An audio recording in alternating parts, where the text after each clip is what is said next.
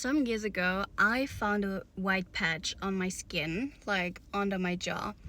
There was a white patch and it looked like burnt skin, and I did not know where it came from, why I have it and what it is like, but it wouldn't leave. It was there for like half a year, and then I was starting to get a little bit nervous. I was like, I'm gonna need to see a doctor because of that, because it's not going away, and I don't know what it is. And I was scared that it might be like white skin cancer or something. So I went to a dermatologist.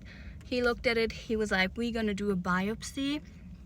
So he did a biopsy with like a little, where they just cut a little piece of your skin out so they can look at it under a microscope or something like that. And then he had the results, and then he told me that it's something called lichen sclerosus, which is an inflammatory skin disease. And I was like, that is not the first time I hear about lichen sclerosus, because same year, my gynecologist, I went to her a few times because I was like, I'm having like itchy and dry skin. I think I have a yeast infection down there at my vulva. And she told me, girl, I don't think it's a yeast infection. I do believe you have lichen sclerosus. So that's the first time I heard about lichen sclerosus from my gynecologist, actually.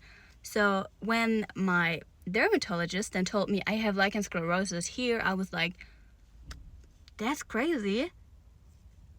Maybe I really have lichen sclerosus. Maybe that is actually lichen sclerosus too, because she didn't take a biopsy down there. She just assumed like the diagnosis by looking at it and by my symptoms, because a biopsy down there can be very hurtful. And she was just like, I do believe you have it. We're gonna try with like steroid cream.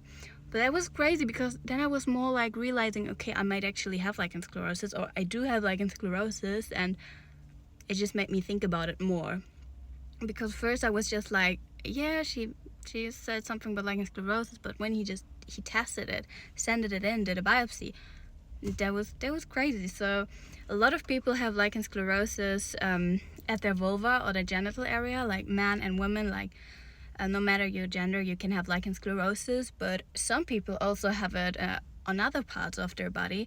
I heard it's more uncommon to have it on other parts. It's more common to have it in your genital area, but I also have it on my jaw. So yeah, and he basically gave me a steroid cream for it, and that's that. To be honest, I don't have problems with it here. It only looks different, but it doesn't itch or anything. But at my vulva, it does.